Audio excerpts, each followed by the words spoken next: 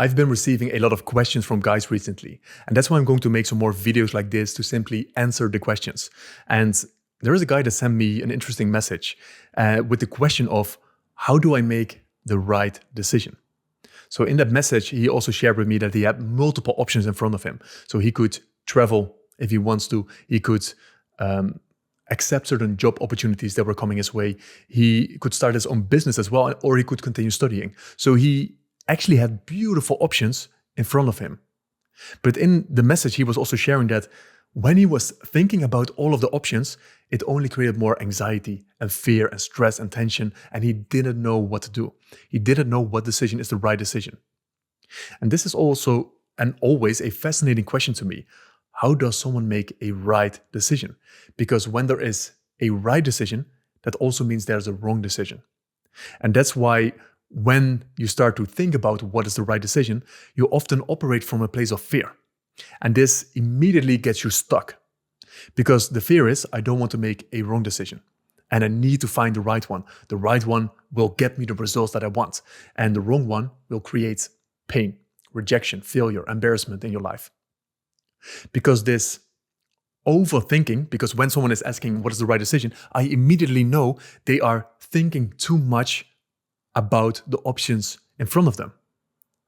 We are almost conditioned to overthink decisions because in the past, you've probably made some decisions that were painful, that hurt you at such a deep level.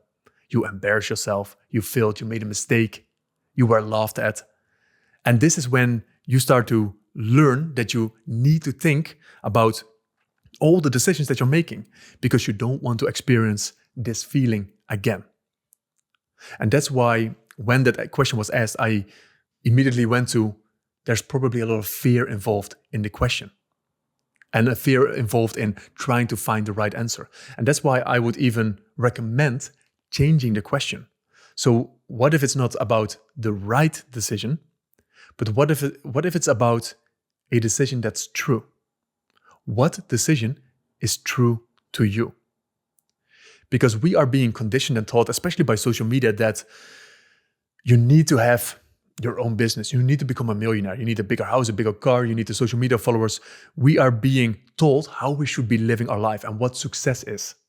So we start operating from, okay, we need to align everything with this version of success that someone else told me that I should pursue.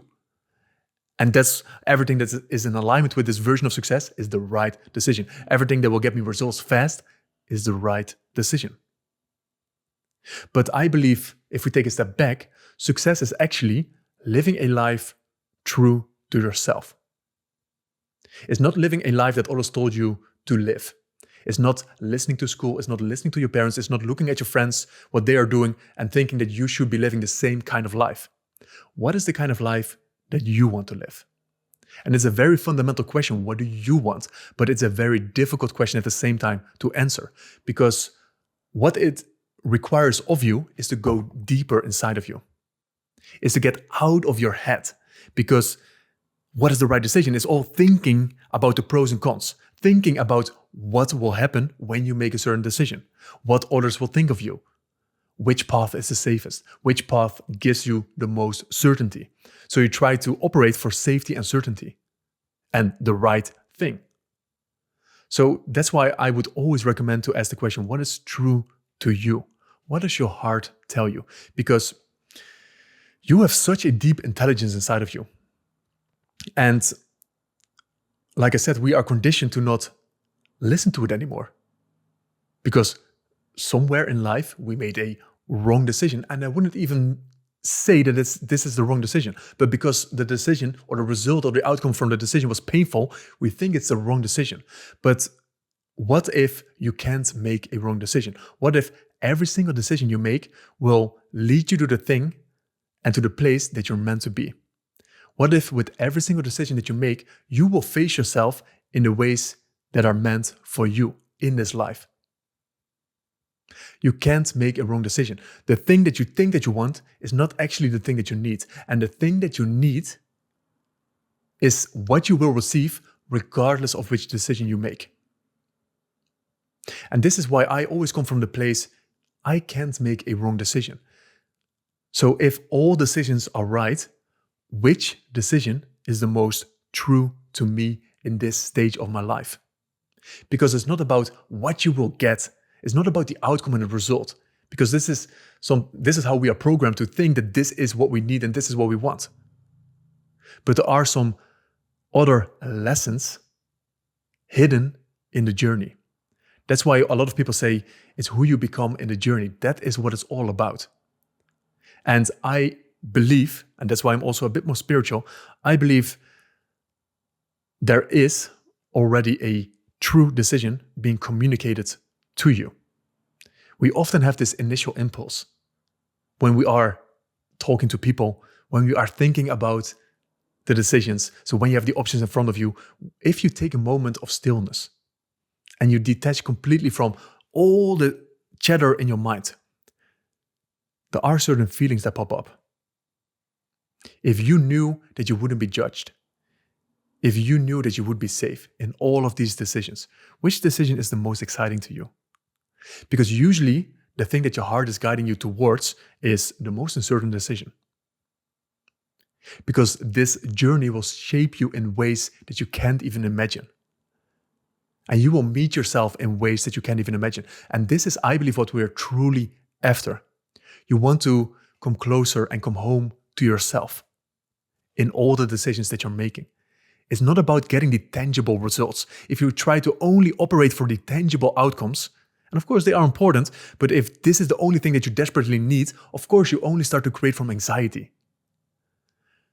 But what if there's way more meaning and fulfillment in life, regardless of the outcomes that you create? What will create the most epic story in your life?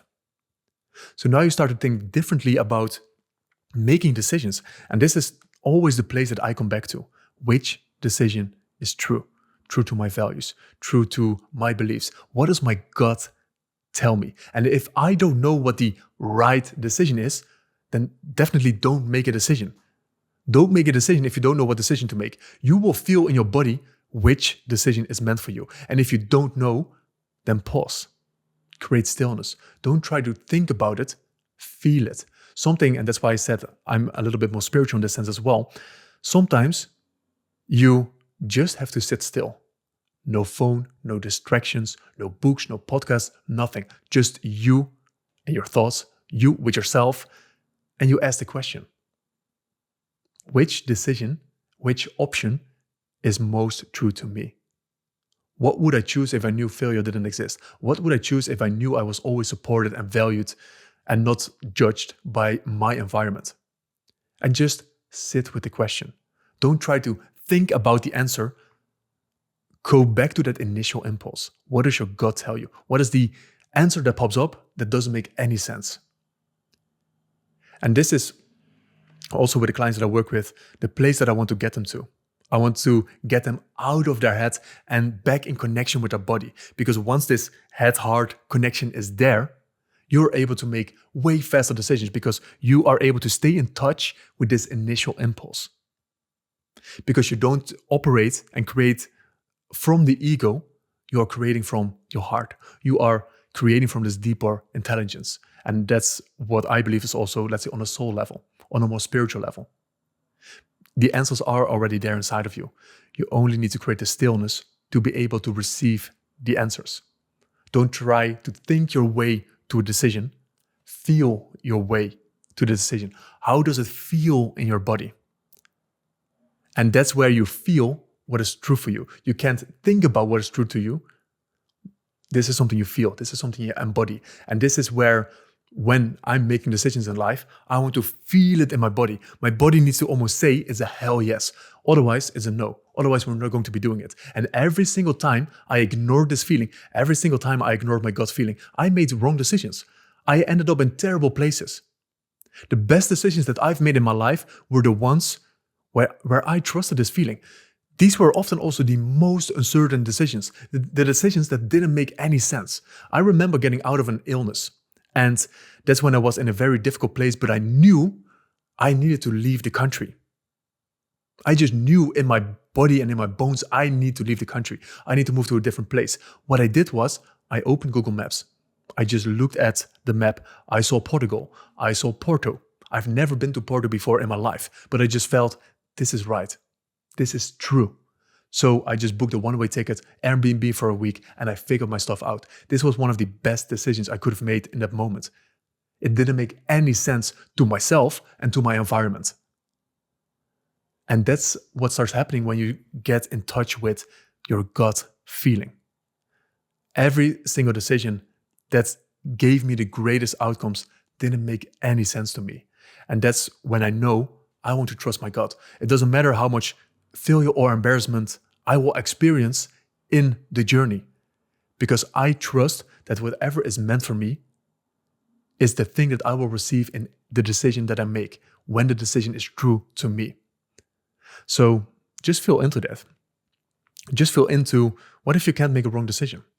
What would that be like? What decision would you make if every single decision is the right decision? What decision is true?